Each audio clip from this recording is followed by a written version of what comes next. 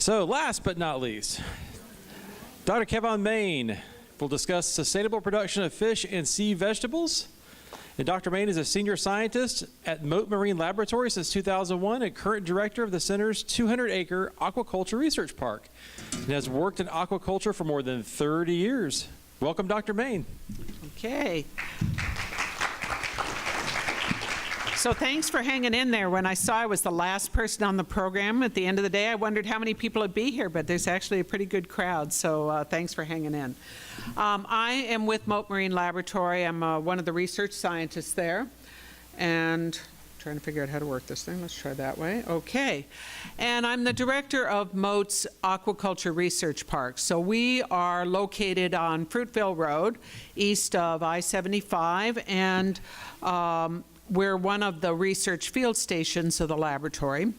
And we're not open to the public, but there are some unique opportunities, you have to watch for them, where you could come and see what we do out at the Aquaculture Park. We do a lot of educational outreach. In fact, I think it was 2 weeks ago, we did a school fishing clinic, and we had over 90 kids from one of the elementary schools out there learning all about sustainable fishing practices, trying to get back in touch with getting out into nature, as the folks were talking about earlier this afternoon, and also learning about sustainable aquaculture, which is what I'm here to talk to you about. Now, aquaculture is simply the farming of animals or plants in water. So it's the same process, but it's happening inside water. And what we do at Mote is we are working on marine and freshwater species out at the Aquaculture Park, and our focus is on things like working out the solutions to get animals to reproduce in captivity, to grow up to a certain size, either up to a size that we might take them and put them back into the ocean, like Robert was talking, for restoration. We do that a lot with snook, or where we're growing them clear up to market size, and I'm going to talk about that project right now.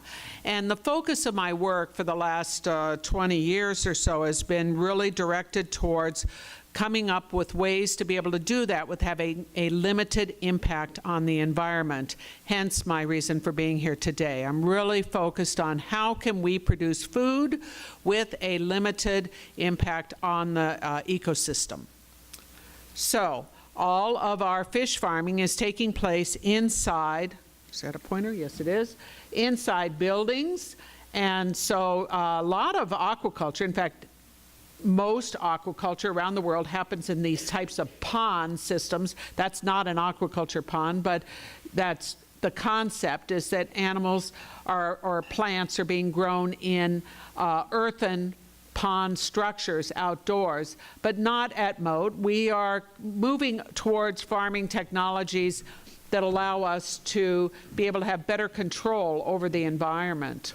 And so that involves these recirculating aquaculture systems. Here's my fish tanks right here. Here's a whole series of filters that allow me to clean up that water and then bring it back into the fish tanks and provide the right environment. And we have that happening everywhere from the systems where the breeding is taking place to juvenile production to grow out to market size.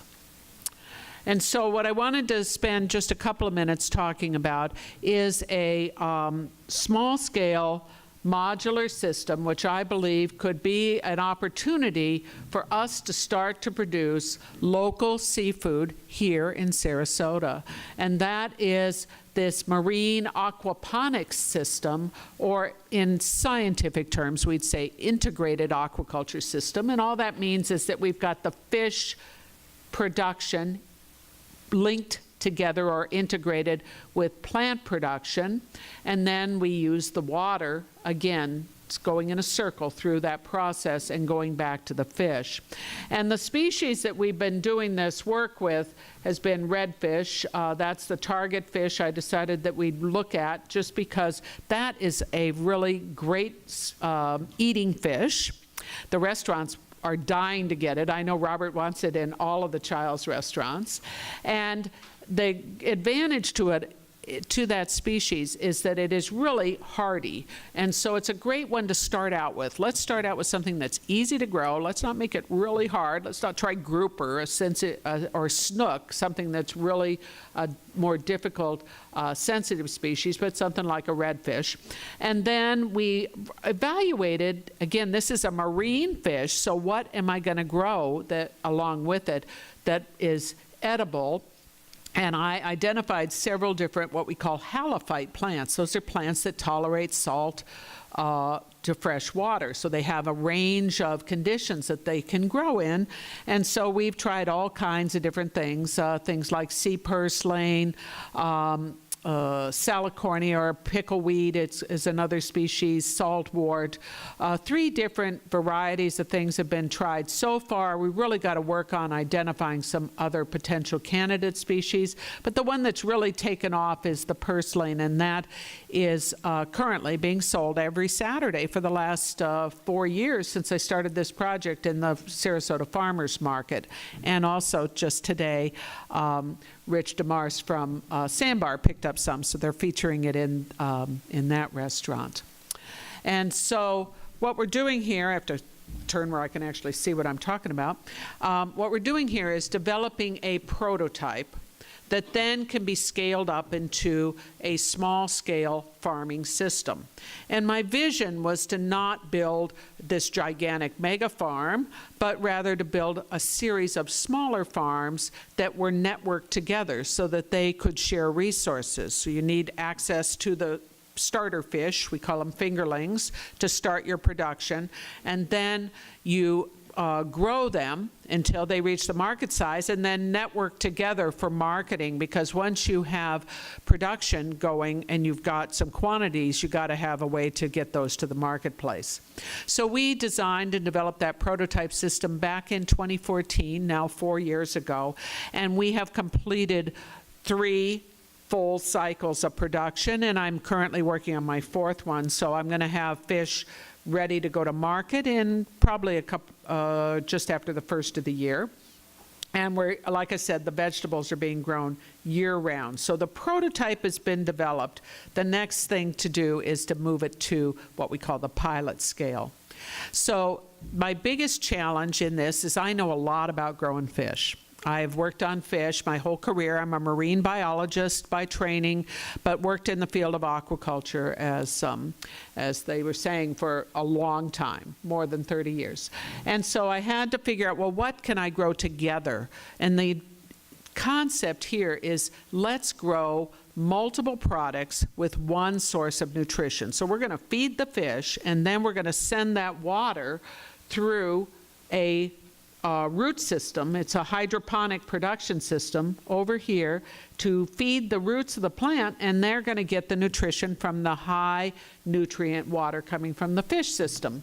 And so sea purslane is the one that we have done so much work with, and the exciting thing about it is it really is a simple plant. You can grow it from cuttings. You can just trim from the top and it continues to grow. And so every 30 days we can produce a large raceway full of plant production. And when we do the economics of the fish plus the plant production, you really get a major benefit associated with that. So 2 things together growing in one system. In the fish production system, we've grown 3 crops of redfish, currently working on our 4th one, and each time we do it, our production strategies improve. In other words, we figure out better ways to provide food to those fish, provide the right numbers of animals per tank system, and get them up to market size. So in the first year, it took me 13 months to raise market size fish. In the second year, it was 12. And in the 3rd year, I had some fish ready to go in 6 months. So it's just continual improvements in our understanding. The great thing about that is that then when we move it to the private sector, it is something that is, you're not going to have to start from the beginning. You can start sort of from the middle and then move it to the next level and have the support system there. And so one of the things that has been really important, and I've heard people talking about this, is getting the word out. And that's one of the reasons that I'm here, is just to talk about this concept. Think about the the local food available right here in our area. Let's get it out to the farmers markets, let's get it out to our local restaurants, and we're doing that through educational programming.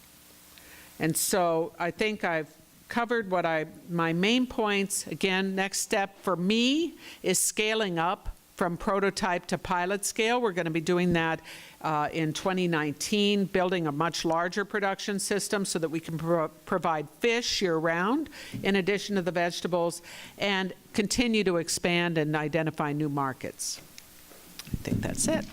Thank you so much, Dr. Main.